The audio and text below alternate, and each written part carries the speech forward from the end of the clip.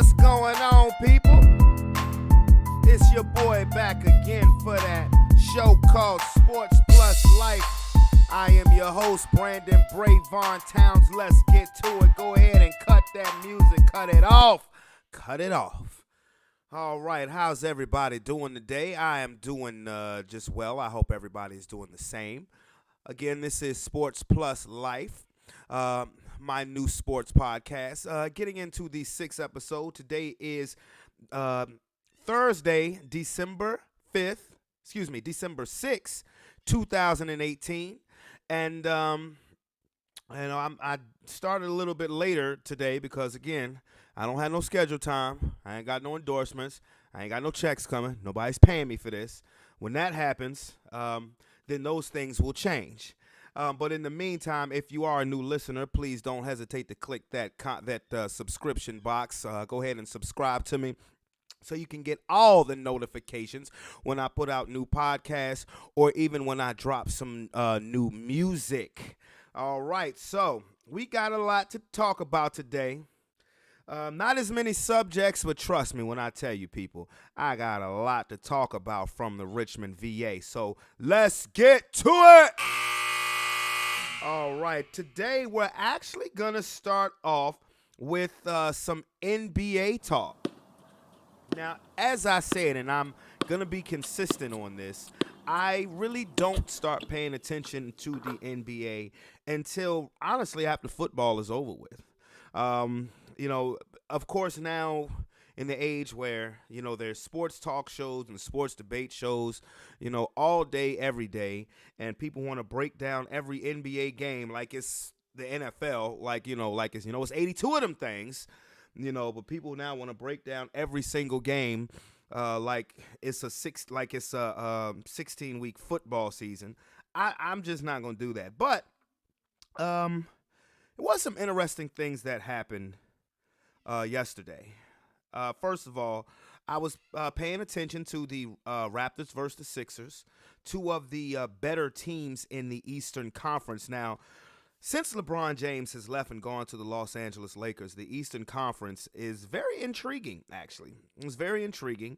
It has a good 4 teams that you could say have a legitimate chance that could come out and represent the Eastern Conference in the NBA Finals. And like I said, the Raptors were playing the Sixers. The Raptors, who have the best record in basketball, and the Sixers, who were coming into that game, was 17-8, ranked 3rd in the Eastern Conference. So, and of course, a couple weeks ago, Philadelphia pulls off the trade to bring Jimmy Butler to Philly, which I thought was a damn good move and has paid dividends. They're 8-3 since Jimmy Butler's been there.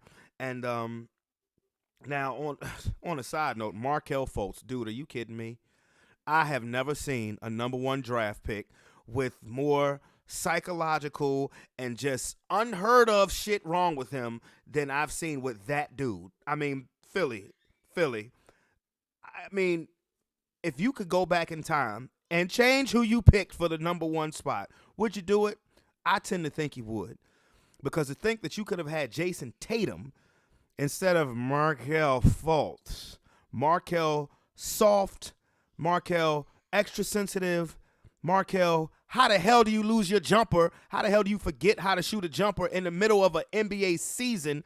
Fultz. You suck. Man, come on, man. And I hope the dude comes back but this is getting ridiculous. This really is getting ridiculous with this guy. But the Raptors versus the 76ers was a good game. Philly controlled it early. Toronto controlled it late. Kawhi Leonard, who is the former MVP, 2014 NBA Finals MVP, as a member of the San Antonio Spurs. He's with the Raptors now and is balling. He's balling, and that was a very competitive game because that could have easily been a preview. That could easily be the Eastern Conference Finals. Now, I know that Milwaukee is playing pretty good. They're currently the number 2 seed, and I refuse to believe that, the Boston Celtics have 59 games left.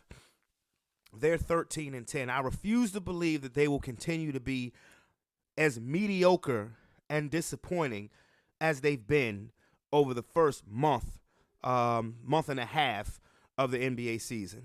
I refuse to believe that. They have too much talent. I just think their coach, Brad Stevens, is just trying to find a way to put it all together to make it all mesh, because Boston is who I had. Boston, honestly, is the only team that I think that can beat the Golden State Warriors. Because I'm going to say this, and every time I talk basketball, I'm going to consistently say this. Any stats I talk is just for hearsay.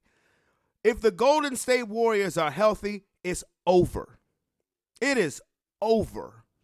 Nobody's beating them. Nobody.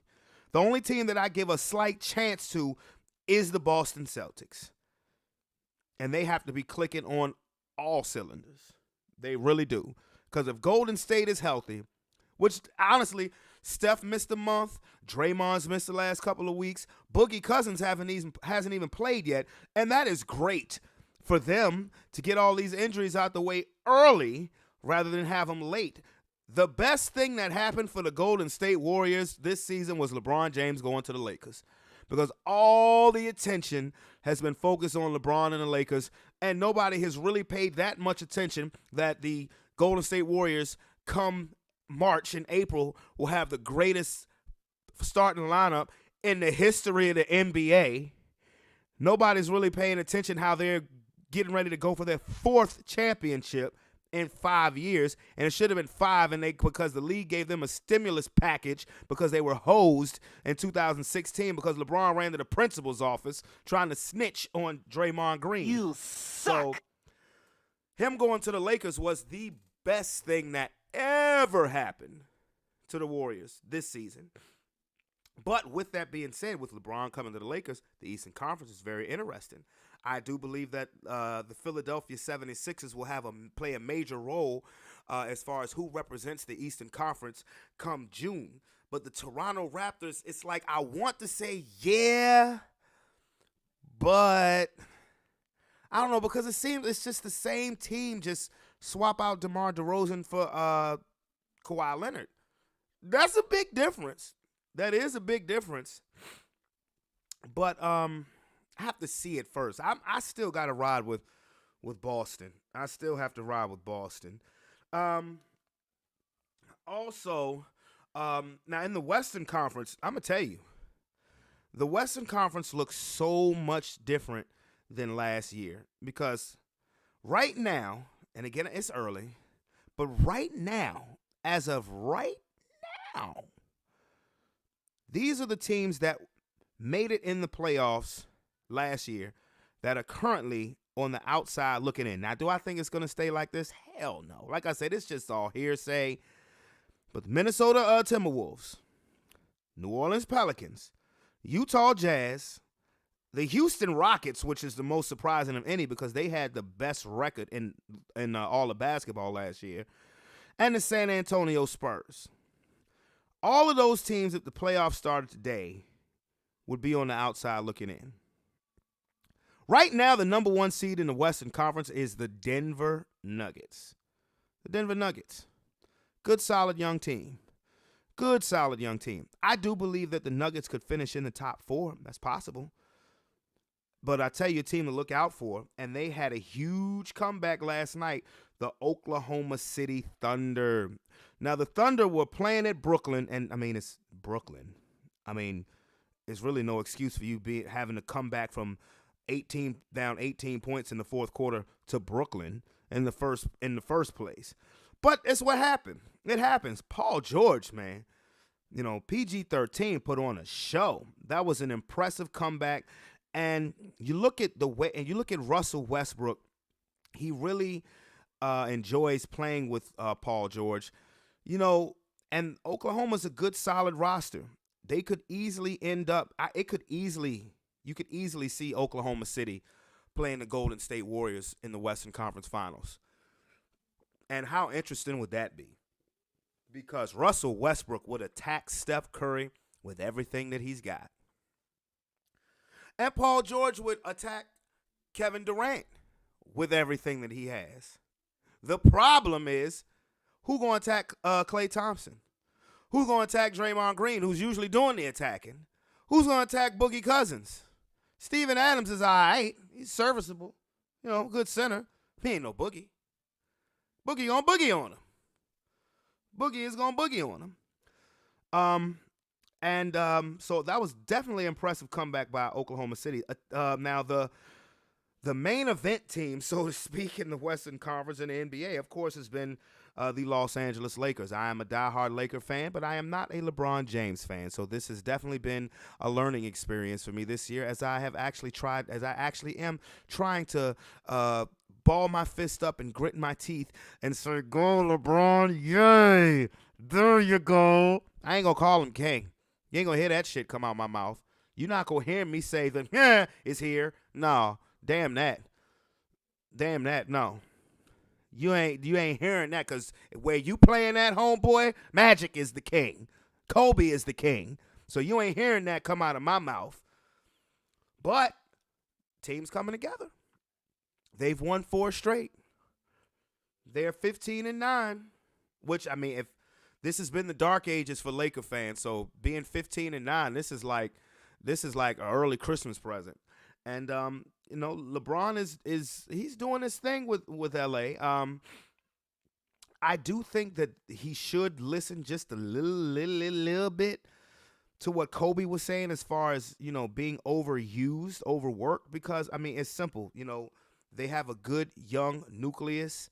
Hopefully Brandon Ingram gets better soon with that ankle. That's a punk move that LaMarcus Aldridge did. He did that Zaza Pachulia bullshit, him taking a jumper and sliding his foot underneath Brandon Ingram so he wouldn't be able to land, and he twisted his ankle. That was a bitch move, Aldridge. That was a real dick move. They need to develop some of the players, but they're not the knockdown shooters that he's had in Cleveland. But I mean, let's be realistic. LeBron is not getting out of the West. Not this year. Not this year.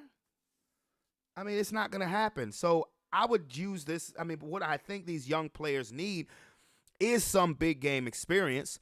So, of course, LeBron will have to do a little bit more at times. But you ain't getting out the West this year, bro. I think Magic knows that. I think Kobe knows that.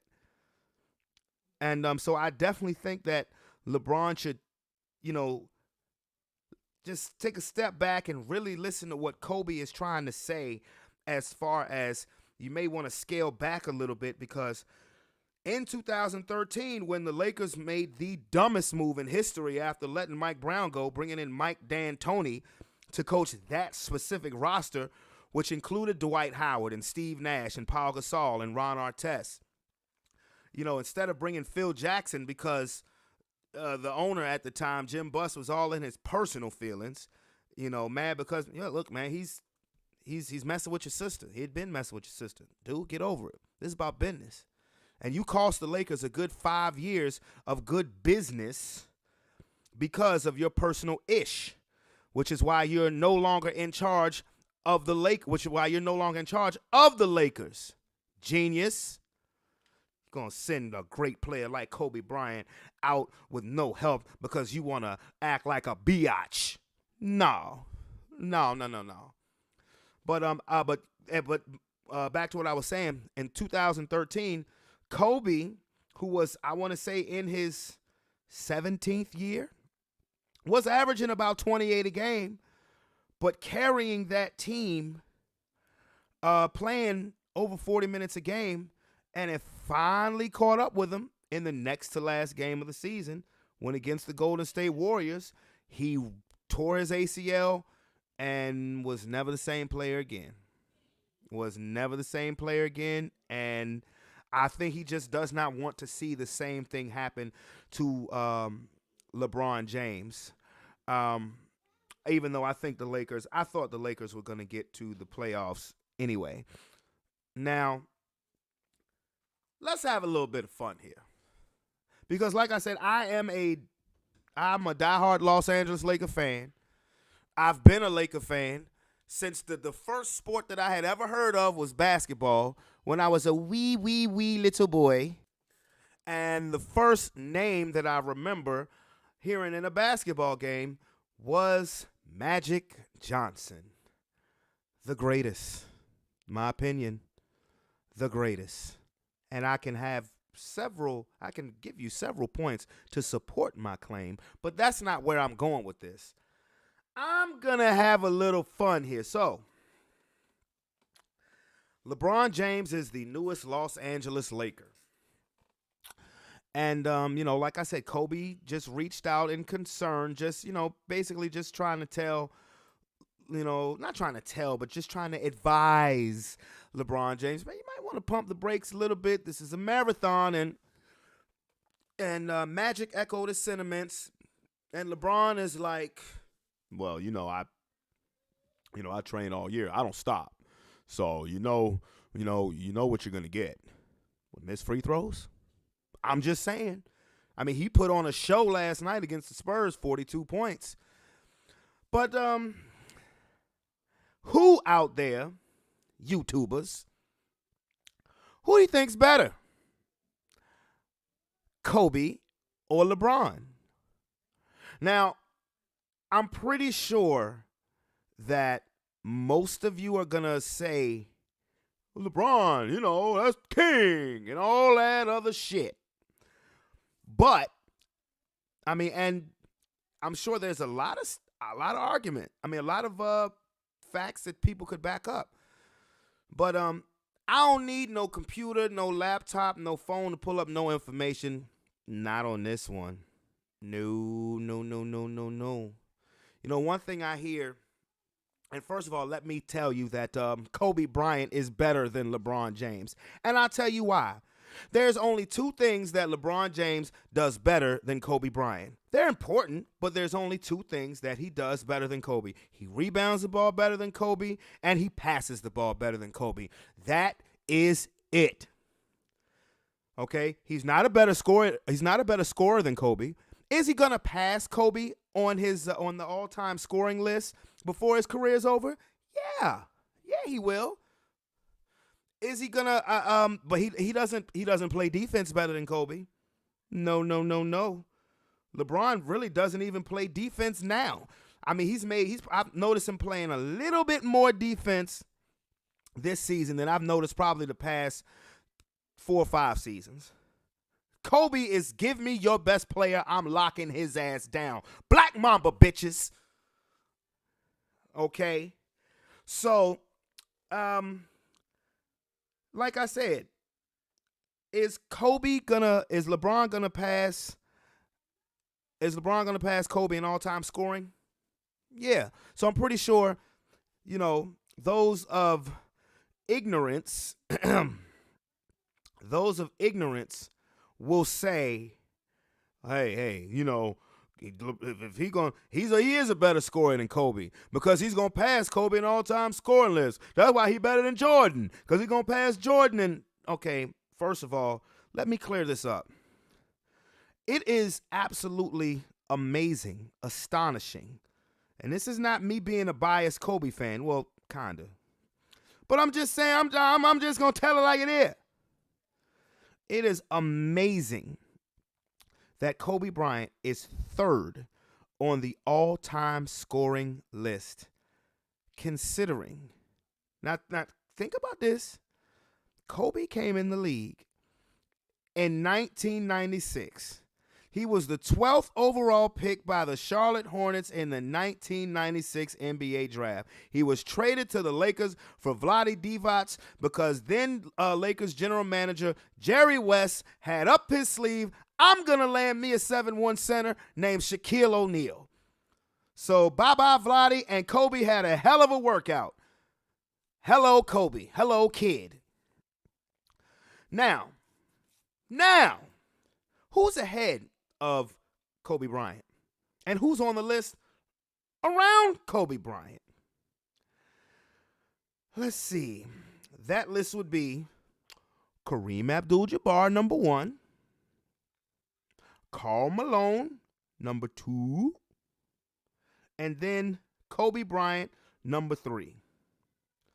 Now, around Kobe Bryant is Michael Jordan. You know what I'm saying? Michael Jordan. Then LeBron James. Okay. Wilt Chamberlain. Dirk Nowitzki. Shaq O'Neal, Moses Malone, Elvin Hayes. That's your top 10 right now. That's your top 10 all-time leading scorers in NBA history. You want to know something about those other 9 guys that I named that were not Kobe Bryant? Those guys were starters on their team from day one. And that makes a huge difference because, mind you, when Kobe got traded to the Lakers were a team that were looking to compete for a championship. Just the year before, they had won 53 games. The return of Magic Johnson, who decided to retire again. The Lakers had won 53 games and was the 4th seed in the Western Conference. They were seen as a young team outside of Magic Johnson. Nick Van Exel, who went on to be an All-Star. Eddie Jones, who went on to be an All-Star. Then you had Eldon Campbell. Cedric Ceballos, later traded for Robert Horry, one of the greatest trades ever in Lakers history. Even though I like Cedric Ceballos, he won't Big Shot Bob. But then you add Shaquille O'Neal. You add Shaq to a team with Van Exel, with Eddie Jones, with Eldon Campbell. And actually could have been with Magic Johnson had the coach at the time, Del Harris, said, nah, we're okay. What an idiot. Man, that's another conversation for another day. But so Kobe gets drafted to that team. And at that point in time in NBA history, coming straight out of high school was not really seen as the thing to do. You know, you were looked at as a unique situation, but the elevation of players coming from high school to the NBA was so much different when Kobe Bryant did it as opposed to when LeBron James did it 7 years later. It was totally different. Totally different. Kobe Bryant did not become a starter for the Los Angeles Lakers until his 3rd year in the league. You don't believe me? Look it up. Kobe rode the bench a lot his rookie season, became a 6th man and an All-Star his 2nd year in the league, and then finally in a 50-game shortened NBA season in 1999 was Kobe finally a starter. Oh, but it gets better. It gets better, LeBron fans who think that LeBron is so much damn better than Kobe and is a better scorer and all-around player and blah, blah, blah, blah, blah. It gets better. It gets a whole lot better. Not only did Kobe not become a starter until his 3rd year in the league, you know, those other 9 guys that I named that are in the top 10 of the all-time NBA scoring list, all of those guys were also the number 1 option on their team from day one.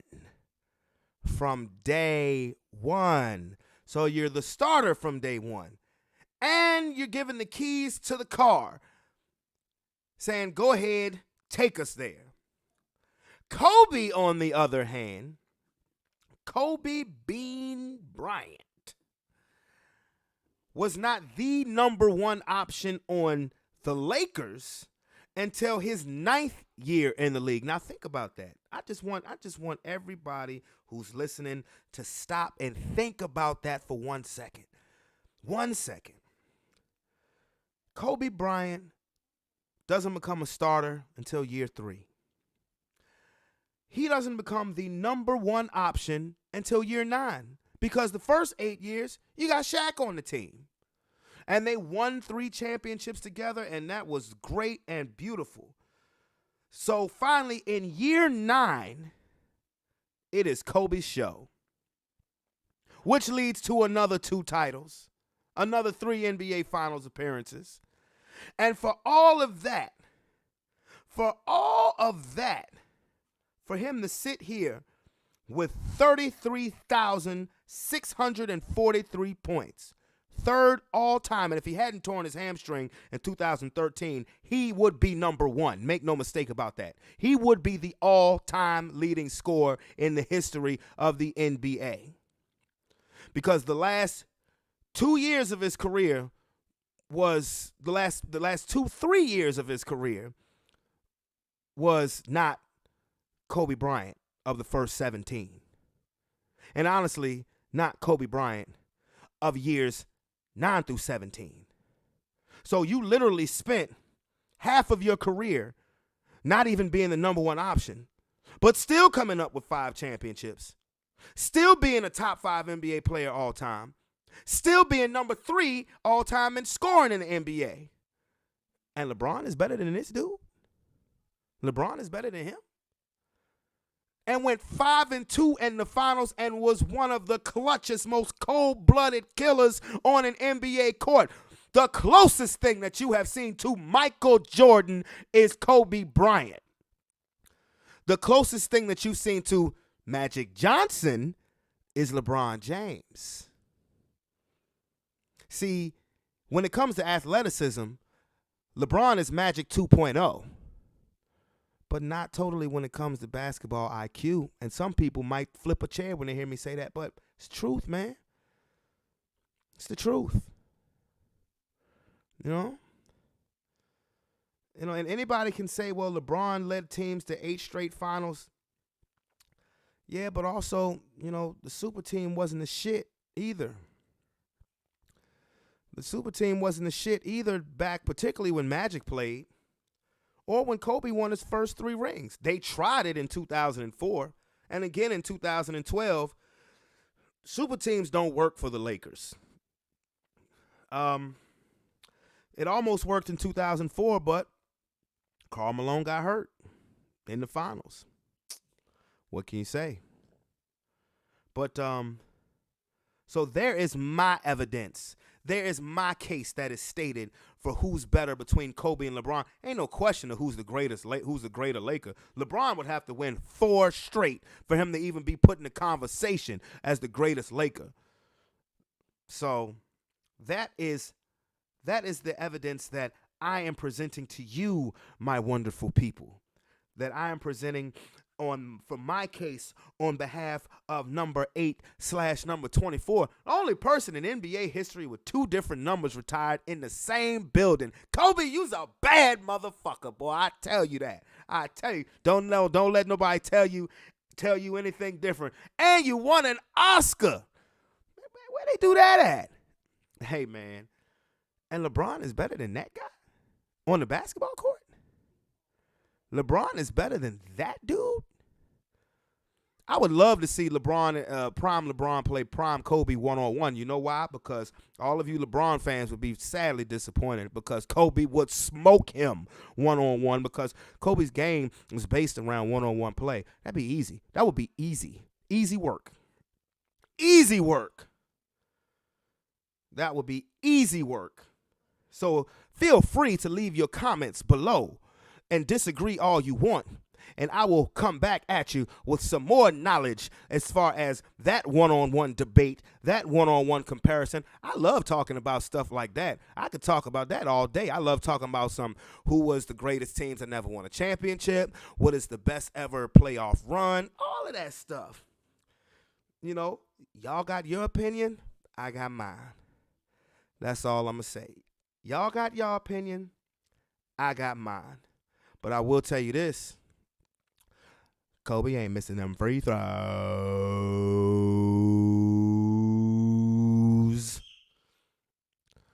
Kobe ain't missing them free throws. That might seem like a petty little cheap shot. Yeah, it was. But Kobe ain't missing them free throws.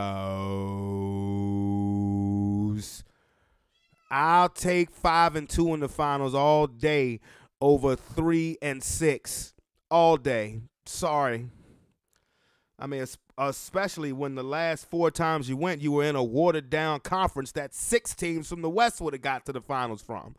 So that's just me. That's just me. But I'm trying hard to root for LeBron in the purple and gold. I'm trying. I really am. I'm making my best attempt, my best effort. Even thought about getting a jersey. I'm trying. But on to the next topic. On to the next topic. We still need to talk some NFL.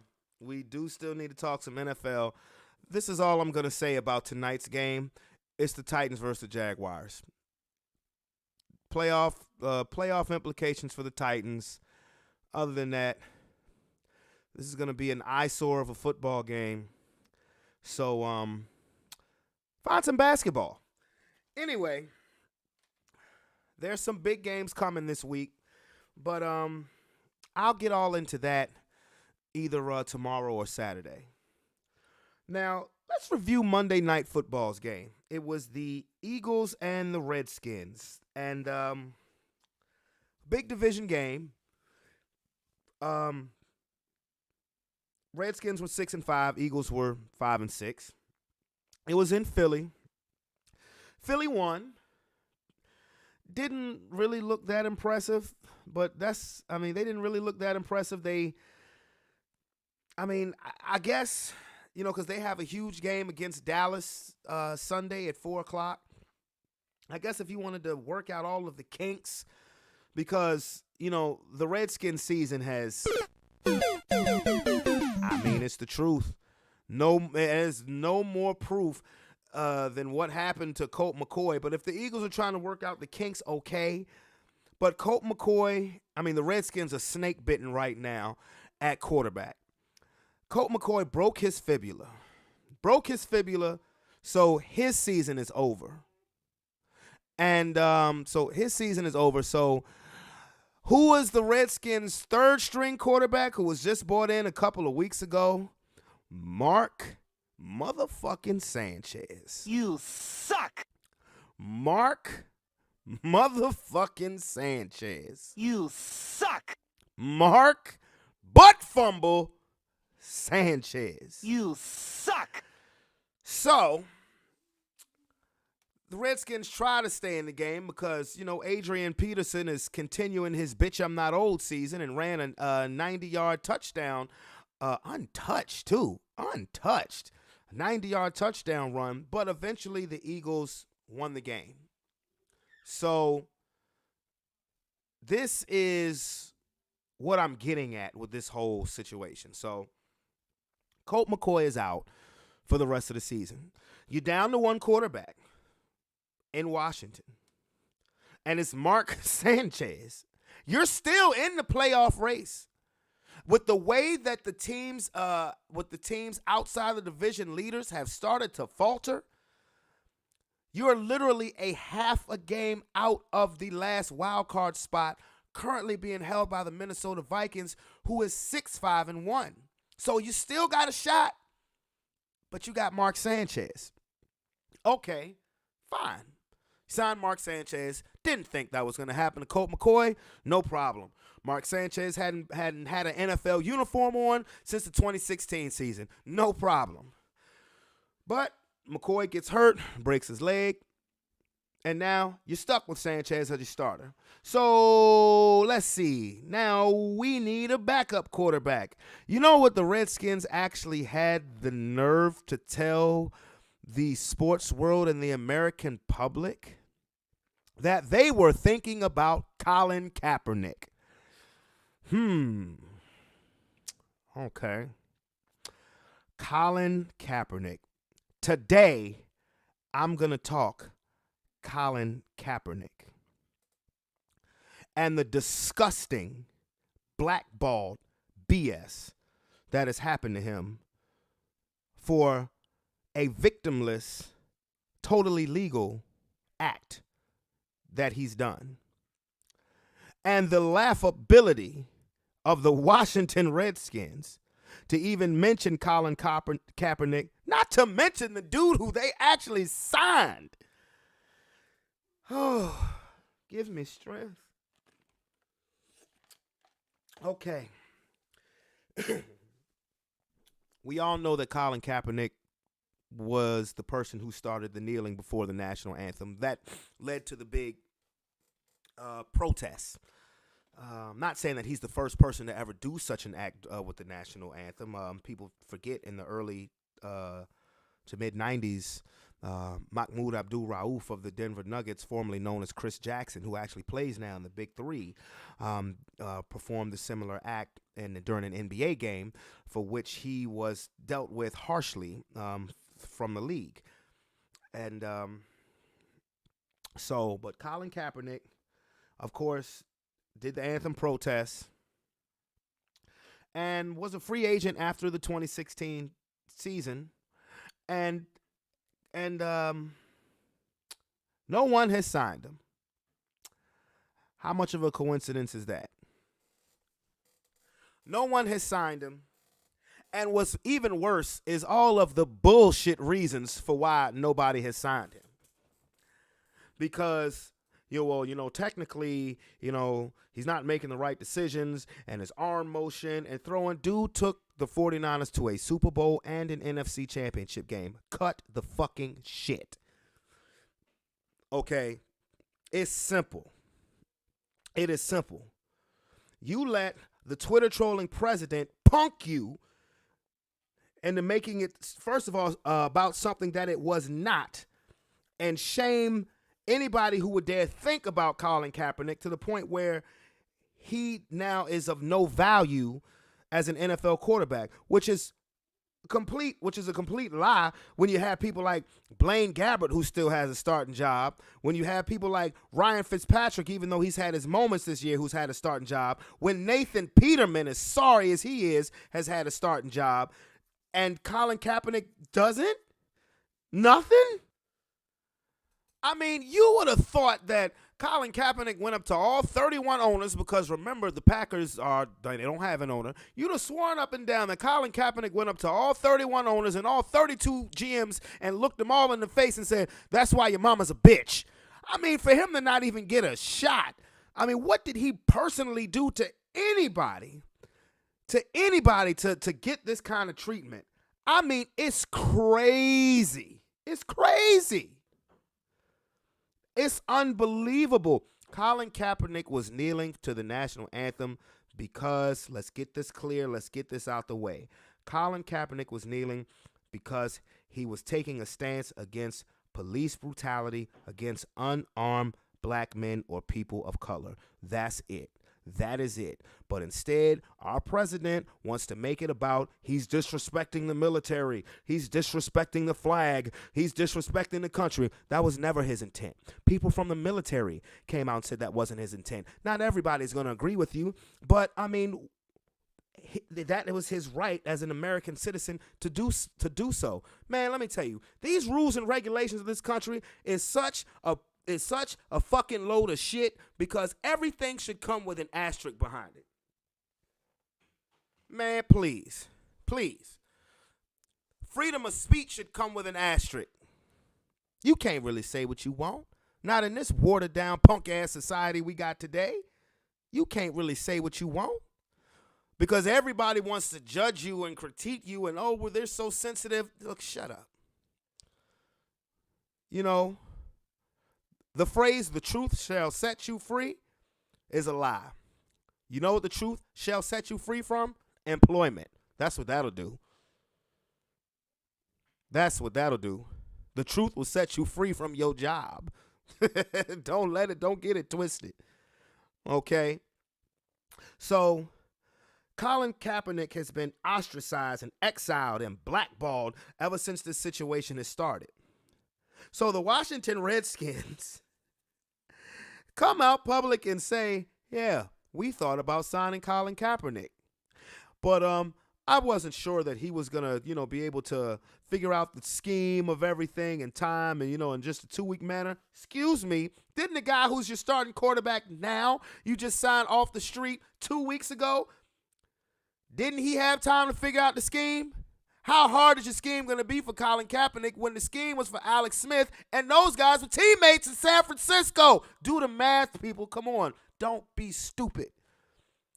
This has been a conspiracy. This has been a joint effort to keep this man out of the league.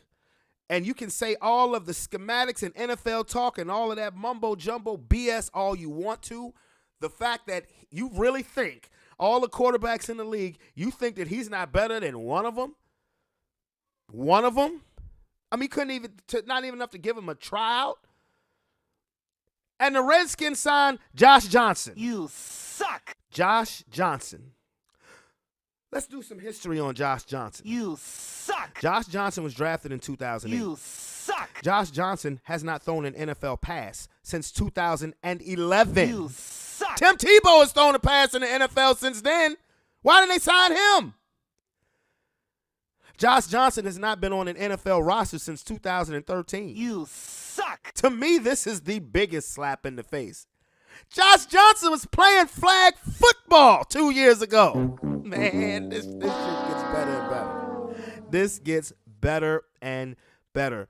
And you wonder why the Redskins haven't been shit for the last 26 years. You suck. You know, we talk a lot about the Cowboys because of their irritating ass fan base and how they haven't done nothing in the last 23 years. Redskins haven't done nothing since 1992. They have been no kind of threat. And the only reason why I say 1992 and not 1991 is because in 92 they were the defending Super Bowl champions.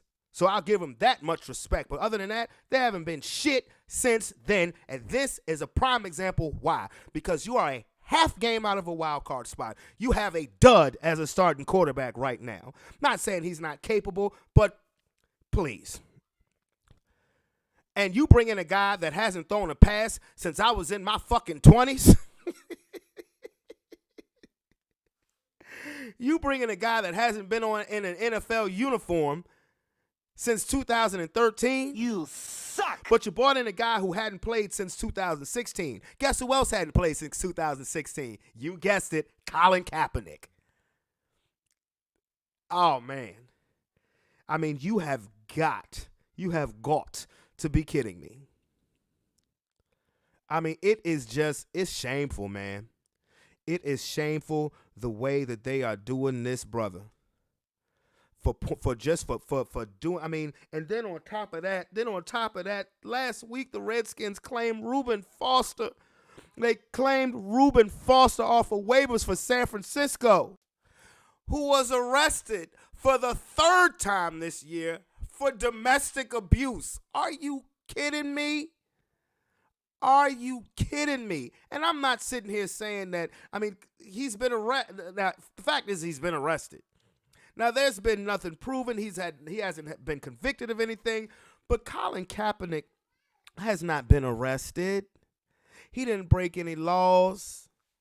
None of that stuff. But this guy, Reuben Foster, who's on the commissioner's exempt list, is getting a paycheck. He's been arrested 3 times this year. And you want to sign him? Okay, fine, whatever. That's your business. Just like it's your business not to sign Colin Kaepernick, but you shouldn't have even mentioned his name. You shouldn't have even mentioned his name and then follow it up and signing Josh Johnson. And I don't have nothing against Josh Johnson, but I'm just doing compare and contrast. This is a goddamn shame. I mean, it is ridiculous. Like I said last week, we are an unforgiving country. We are an unforgiving society. When you mess up, when people mess up, there are so many people that just want you erased. They want a rock, they want a boulder tied to both of your legs and you thrown into the ocean, never to be seen or heard from again. And that's for people who've committed crimes. What does Colin Kaepernick need to be forgiven for? What? What has he done that needs somebody's forgiveness? Okay, he already said that this wasn't against the military, but you idiots out there in La La Land don't seem to hear that because you want to hear what you want to hear. Just for the sake of saying, oh, he's disrespectful. Man, kick rocks. Get out of here. Man, please, get out of here. That is a joke. The Washington Redskins will continue to be a joke. Okay? And the fact that they are that to me, you signing Josh Johnson is telling all your fans that you're tanking for the rest of the year. And you're a half a game out. You can still get in you don't even have to win the NFC East to get into the playoffs. You could get in as a wild card, but you want to leave the rest of your season in the hands of Mark Sanchez and Josh Johnson. Man, I swear, y'all just got y'all a regular old Tom Brady and Peyton Manning, don't you? I mean, that is fucking crazy. That is crazy. And I just had to get that off my chest because Colin Kaepernick, I'm sorry. I really hope, I want to see him play in the NFL again. But when I hear stuff like this, I really hope he wins his collusion case because that's ridiculous. The Redskins shouldn't have even said his damn name. And they didn't even give him a tryout. But sign a guy who has not even put on an NFL uniform in 5 years. That is wonderful. That is magical. I swear. Only in America and only in the NFL. So anyway, people, I bid you adieu. Or I bid you farewell.